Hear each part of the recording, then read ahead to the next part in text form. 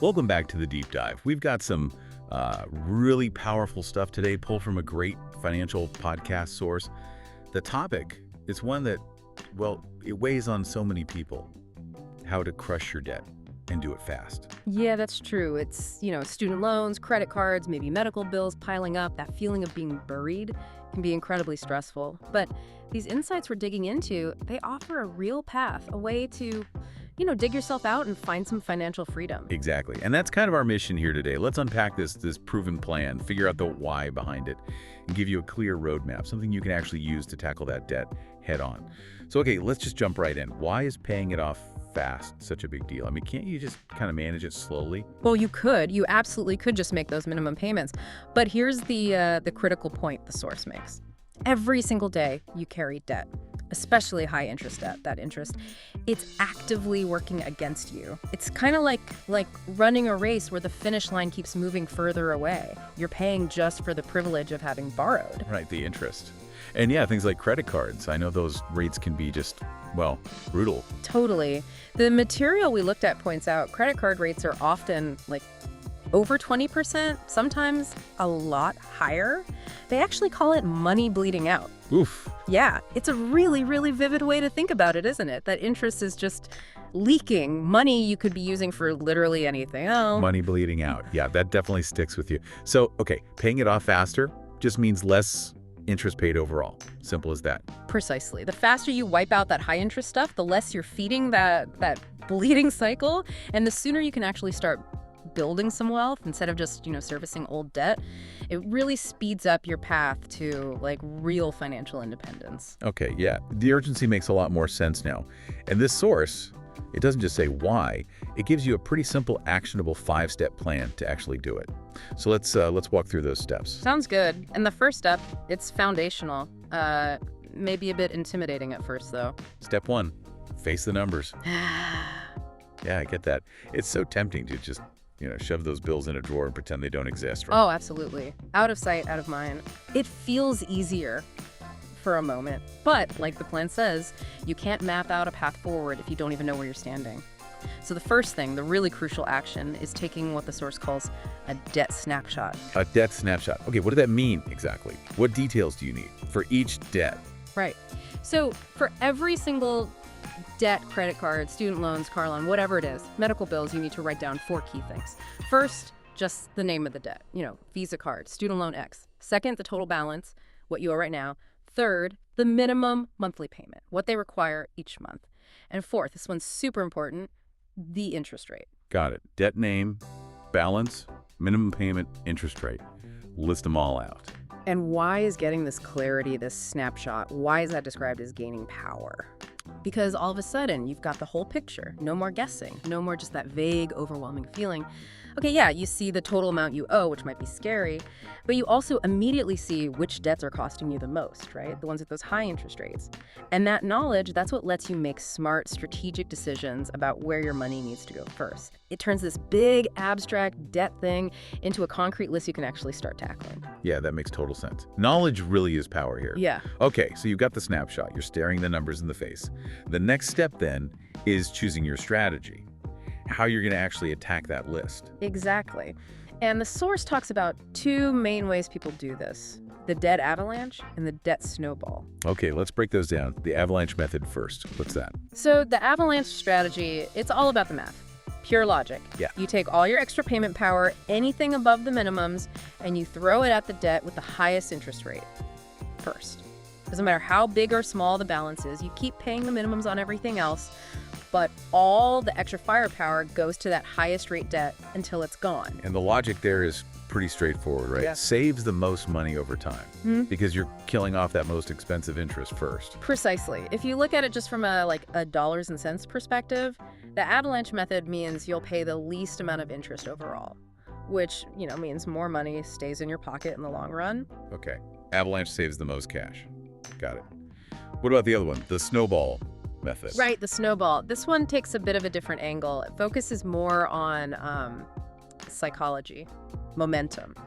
So here, you list your debts the other way, from the smallest balance to the largest balance. and you throw all your extra money at the debt with the smallest balance first. Again, paying minimums on the rest. Once that smallest one is totally paid off, gone, you take all the money you're paying on it, the minimum plus any extra, and you roll it or snowball it into the payment for the next smallest debt. Ah, okay. I can immediately see the appeal there. You get that quick win, right? Knocking out a whole debt, even if it's small. Absolutely. That's the why behind the snowball. It's about building momentum, getting motivated. Paying off that first debt, sometimes pretty quickly, gives you this real feeling of accomplishment, a psychological boost. And that can be incredibly powerful for sticking with it, especially if you feel like you've got a really long way to go. And then as you pay off more debts, the amount you're snowballing gets bigger and bigger. It builds momentum. Right.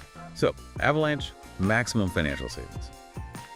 Snowball, maximum sort of psychological boost and motivation.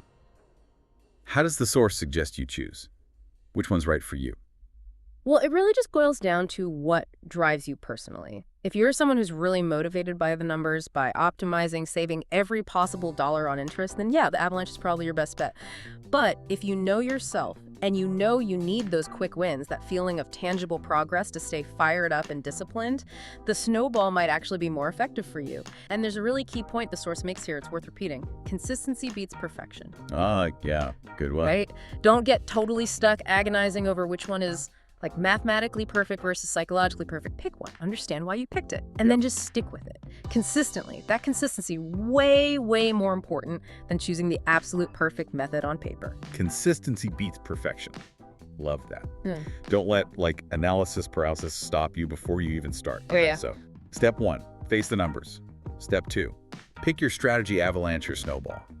Step 3 is where you really find the gas for this whole thing, right? The fuel for the repayment engine. Exactly. This is the step the source calls slash and stack. And it's all about actively finding more money in your current life to throw at the debt faster. The first part is the slashing expense. Right. Going through the budget with a fine-tooth comb, looking for places to cut back. Exactly that. The material suggests really scrutinizing your non-essential spending. Think about, streaming services you maybe don't watch much, how often you're eating out or getting takeout, those little impulse buys. Or maybe even that gym membership you swear you'll use next month. These are often areas where you can free up some real cash if you're honest with yourself. Okay, so you slash the spending. What about the stacking part? Where does that come in? This is crucial. You take every single dollar you manage to free up by slashing those expenses. Maybe it's like $50 from dropping a subscription, maybe $100 from packing lunches instead of buying them. You take that money and you stack it right on top of your targeted debt payment. So if your minimum payment on your target debt, Avalanche or Snowball, is say $50, and you found an extra $200 this month by cutting back, you don't just pay $50, you pay $250. And the source mentioned something about how impactful even small amounts can be, right? Like even an extra $100 a month can shave years off. Yes, it really brings it home. It said, shave years off your repayment timeline. It's incredibly powerful. Those small amounts, when you apply them consistently month after month, they make a huge difference over time because of how interest works. And it's not just about cutting back either. The source also really encourages looking for ways to boost your income during this time. Oh, right, like a side hustle. Yeah, exactly. Can you pick up some extra hours, do some freelancing online, sell stuff you don't need anymore? Any extra money you bring in during this debt attack phase, ideally, all of it should go straight towards that debt. So find money by spending less, find money by earning more, and then take all that extra cash and stack it onto the debt you're focusing on, whichever one that is. That's the engine right there. And the source really emphasizes this point. Every extra dollar you throw at debt is a dollar you stop paying interest on. You're essentially turning those dollars that would have just evaporated as interest into future freedom dollars. Future freedom dollars. I like that. Okay, so you've slashed, you've stacked, you found the extra fuel. Step 4 seems to be about keeping it going consistently and intensely. Automate and stay aggressive. Yes, automation is it's absolutely critical here. The source puts it really bluntly, discipline fails, automation doesn't. We all have good intentions, right? But life happens. We get busy, we get tempted. Automating it just takes the daily decision-making out of the equation. Makes sense. How does the plan suggest actually setting up that automation? It's kind of a two-part strategy. First, set up automatic payments for the minimum amount due on all your debts, every single one. This is your safety net. It ensures you never accidentally miss a payment, which protects your credit score and avoids nasty late fees. Then second, you set up a separate automatic payment. This one is specifically for that extra money you found in step 3, the stack. And you direct that automatic payment straight to your number 1 priority debt, either the highest interest one for Avalanche or the smallest balance for Snowball. Ah, okay. So that extra money you worked hard to find doesn't just sit in your checking account tempting you. You automate sending it straight to the debt. Ideally, yeah. Set it up so it just happens automatically each month, maybe right after you get paid or your main bill's clear. It just ensures that extra cash goes exactly where it needs to go, consistently, without you having to think about it or rely on willpower every single time. Oh, and the source also throws in a really practical, simple tip here too. Call your creditors. Call them. Like the credit card companies. What for? Just to ask. Ask them if they'd be willing to lower your interest rate. It sounds almost too simple to work, maybe, but the material notes it actually can work sometimes, especially if you've got a decent history of paying on time. And think about it, even a small reduction in your interest rate means more of every single payment you make goes towards the actual principal balance, not just feeding the interest. Huh. Yeah, that's a great practical tip. Probably something a lot of people don't even think to try. Okay, so automate payments, call about rates, and the staying aggressive part. What does that look like in practice? Staying aggressive basically means anytime you get unexpected money, like a tax refund, maybe a bonus from work, even birthday money, you resist the urge to splurge. Instead, you channel that windfall directly to your targeted debt. This isn't the time to, book a vacation or buy the latest gadget. It's a time to pour fuel on the debt repayment fire. Yeah, that definitely takes some grit. Resisting that temptation when a chunk of cash lands in your lap? It absolutely does, no question. But the source tries to reframe it. It's not about deprivation, it's an investment. They remind you, every payment you make, you're buying your freedom. So that aggressive phase, when you're throwing every spare cent and every windfall at the debt, you're actively purchasing your future financial flexibility. Yeah. You're buying back your options. Buying your freedom. Yeah, that really resonates. All right, so you've got the plan. You're slashing, stacking, automating, staying aggressive. Step 5 sounds like it's crucial for the long haul because this stuff doesn't always happen overnight, right? Stay motivated. Oh, definitely. For most people, this is a marathon, not a sprint. Yeah. And the mental game. It's just as important as the financial strategy.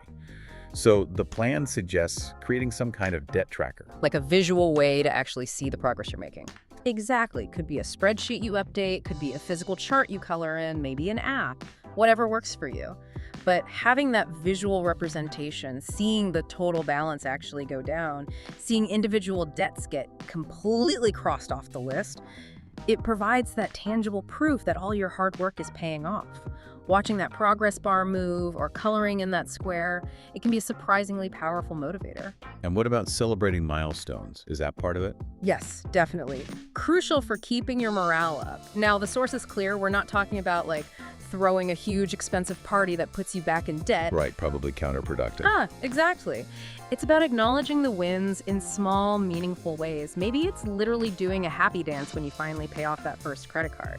Or maybe it's a small, modest treat, like going to that one coffee shop you really love but cut out of the budget when you hit a big milestone, like your total debt drops by $1,000 or $5,000. Just these small, guilt-free rewards can really help keep you encouraged and remind you why you're doing this. And sharing the journey. The source mentioned talking to supportive people. Yeah, that can make a huge difference too. Having someone you trust in your corner, a friend, partner, family member who understands what you're trying to achieve. Someone who can cheer you on, especially when you hit a rough patch or feel discouraged. That support system can be invaluable. You don't have to feel like you're going through this completely alone. Makes sense. And it all seems to tie back to this bigger picture idea that the source really hammers home. Becoming debt-free isn't just about the numbers, about getting rid of those balances. No, it's so much more than that. The plan really highlights that being debt-free gives you options. It brings peace of mind, real peace of mind. It lets you start building a future based on your choices, on your terms, not just having a huge chunk of your income already claimed by stuff from the past, and keeping that vision in mind. That's maybe the most powerful long-term motivator there is. Okay, wow. That was a really fantastic breakdown of this 5-step plan. Let's just quickly recap those 5 steps again, the core ideas from this deep dive for crushing debt. Okay, so step 1, get totally clear on what you owe. That debt snapshot lists every debt, its balance, the minimum payment, and crucially, the interest rate. Step 2, pick your attack strategy. Avalanche, hitting the highest interest rate first to save the most money, or Snowball, hitting the smallest balance first for those quick wins and motivation. And remember, consistency over perfection. Step 3. Find the extra money. Slash your non-essential expenses, maybe boost your income, and then diligently stack every single extra dollar onto your main target debt payment. Step 4. Automate and stay aggressive. Set up automatic minimum payments on everything for safety and an automatic extra payment to your target debt. Stay aggressive by throwing any windfalls, tax refunds, bonuses straight at the debt. And hey, maybe call your creditors to ask for a lower rate. And finally, step 5. Stay motivated for the long haul. Track your progress visually, celebrate those small, hard-earned wins along the way, maybe share your journey, and always keep that big picture, the freedom, the options firmly in mind. It's a really clear path when you break it down like that. Manageable actions. Yeah, it really is. It feels doable. You really can do this. It's going to take discipline, sure. It takes some grit, definitely. But it is absolutely achievable. 1 month at a time, one payment at a time. And the payoff, the reward at the end, it goes way beyond just the numbers on a spreadsheet. Totally. So maybe let's leave you, the listener, with this thought.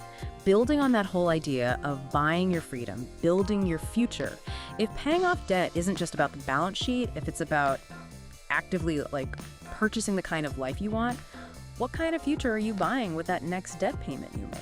Really think about what becoming debt-free will truly unlock for you beyond the numbers, and let that vision pull you forward. That's a powerful question to sit with for sure. Thanks so much for taking this deep dive with us today. Yeah, my pleasure. Always good to talk this stuff through.